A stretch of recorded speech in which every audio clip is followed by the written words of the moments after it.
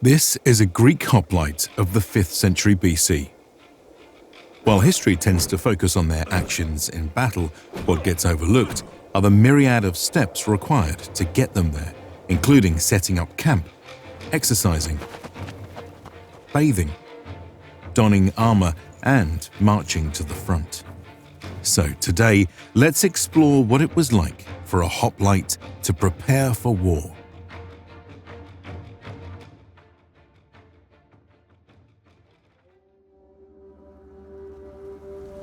We find ourselves in Greece as a small band of soldiers prepares to go to war in one of the many conflicts of the 5th century BC. A fundamental feature of most hoplites of this period is that these were citizen militias rather than professional troops. As such, their gear and the presence of personal slaves reflected the means of each soldier. Tents, meanwhile, seem to have been small, simple affairs, which might be shared between neighbors from home. Such slaves helped provide much of the manual labor of camp life, while making a hoplite's life easier by carrying their kit, water, and heavy shield whilst on the march. The process of gearing up would begin in the morning before a march to the battlefield. The hoplite would dress from the ground up. Greaves would likely come first. However, molded bronze pieces were quite expensive, and not everyone could afford them. Sometimes only one's leading leg was protected, or they might be left barren entirely. Equipping greaves was relatively simple. When properly fitted, they did not even require ties. After this, the soldier would then slip on his sandals over his socks, for both warmth and for padding.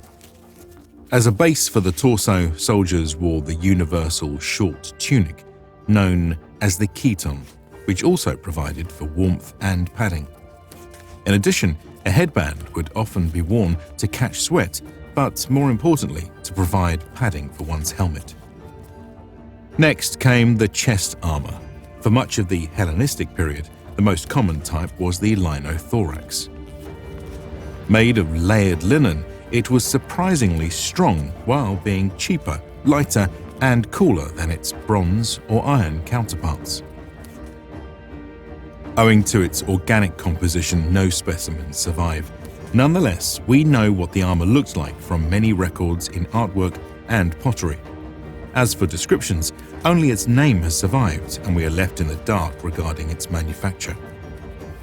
Modern versions, therefore, are based on theoretical reconstruction based on methods that would have been available to Greeks at the time. This may have involved gluing layers of linen on top of each other. Once the armor had set, it could then be cut to size, creating a piece custom fit to an individual. The armor was simple enough to be donned alone, but for an optimal fit, it was best to have a second person, whether that was a friend or a slave, to tighten the fittings appropriately. While a modern viewer might not think of cloth as heavy armor, modern tests of linothorax repeatedly emphasize its sturdy nature. It could stop arrows and turn aside a sword. Alongside their bronze shields, this cloth armor would feature prominently in Greek armies until the phalanx was replaced by the Roman legion. But other forms of chest armor were also used. A wealthier hoplite might be able to afford a molded bronze cuirass. These pieces of kit were far sturdier than linothorax and were often beautifully stylized with idealized musculature. Equipping this breastplate was slightly easier than the linothorax, as they were often hinged, with only one side needing to be tied. Such pieces were typically custom-made to fit the wearer, and thus minimal adjustment would be needed. Hybrid style of armor was also popular. This scaled linothorax, for instance, can be seen in art around the Greek world, including on the most famous mosaic of Alexander the Great. it combines the ubiquitous nature of linothorax with Eastern scale armor, allowing for a flexible garment that protected vital areas far more heavily. It would be significantly cheaper and easier to create since the scales could simply be sewn on to an existing piece of linothorax and would probably have been the choice of armor for many veterans.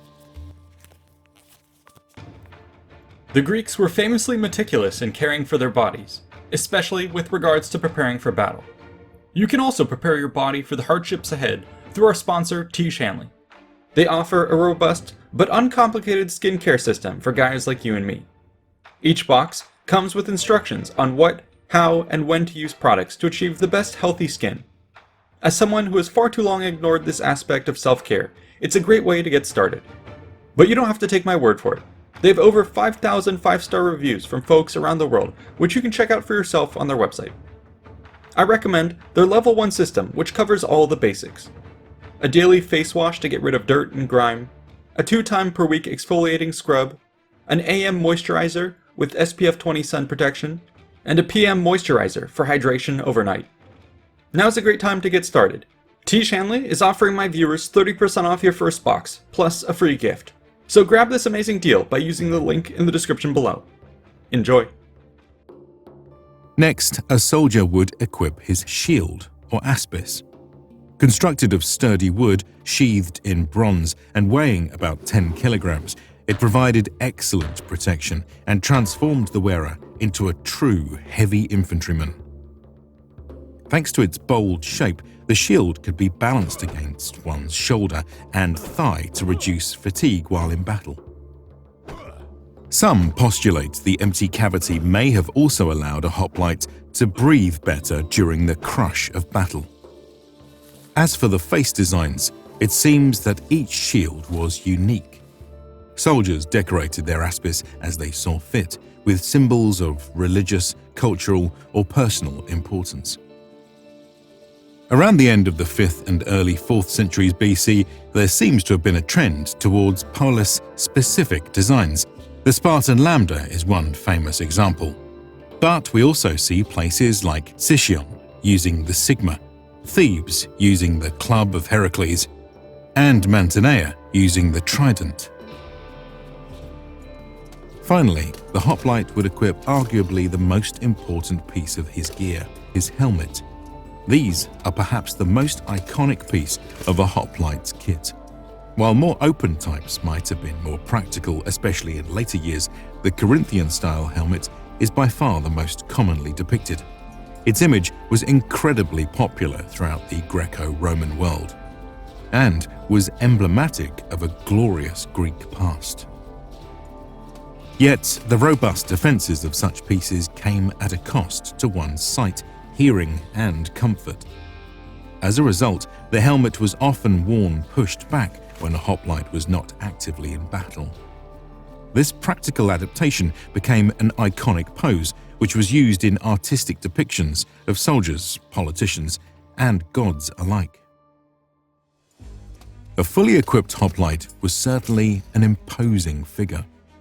While early in their history they may have fought loosely in the Homeric fashion, for much of the classical period, they relied on their strength in numbers within the tightly packed phalanx. Such formations were capable of withstanding significant punishment from the front and were difficult to break. What's more, their spears were longer than many contemporaries, allowing them to outrange their foes and perhaps even bring more spear tips to bear in the front line. Thus, a hoplite army was a formidable force. Yet we should remember that these troops, while fierce and skilled, were not well-trained professionals. They learned on the job, often in the months at the start of a campaign. Therefore, we can expect life in camp to have featured all kinds of military exercises. Many of these were reflected in the Olympic Games, such as boxing, wrestling, and running. One such activity was the Hoplitadromos, which appears as early as the Olympic Games of 520 BC. It featured a sprint in full kit over a distance of several hundred meters. Some hypothesize that it was popularized as a way to train soldiers to charge across the killing field of enemy bow fire. The Greeks are described by Herodotus as employing such a charge to close the distance with the Persians at the Battle of Marathon. But Greek armies were also capable of firing back. While some hoplites might have carried slings on campaign to act as skirmishers, this was a role typically reserved for the poorer soldiers and servants of an army. Such troops were invaluable for their ability to skirmish with other forces and, in particular, to outrange the units of mounted cavalry, which could otherwise endlessly harass a slow-moving hoplite force. Other activities in camp might have involved some form of sparring. Evidence is lacking on this front, but it's possible that soldiers might have faced off against one another as a means of instruction, competition, or simply entertainment. It should be noted, though, that such fluid, wheeling forms of combat would have been out of place for warriors in a phalanx. In the early years of Greek warfare, though, such engagements were more common. Whatever the case, soldiers in camp would be getting their hands dirty with some form of manual labor or exercise. To clean off, they were said to have oiled themselves before scraping off the grime and sweat with a strigil. This seems to have been done before and after battles. The Spartans are specifically described as exercising and combing each other's hair at Thermopylae. Such care was not only good hygiene, but also helped show the discipline and confidence of a force. A clean, neat, proud warrior was far more intimidating than their ragged and dirty counterpart. This sort of peacocking was all a part of winning the psychological battle. For now, this is where we will end our episode. But you can learn much more from the team which helped provide today's reenactment and footage. A special thanks also goes out to Bardunias, without whom none of this would be possible. We list all their links below. Be sure to check them out and let us know what content you'd like to see brought to life next. A huge thanks as well to the patrons for funding the channel and to the researchers and writers for making this episode possible. Be sure to like and subscribe for more content and check out these other related episodes. See you in the next one.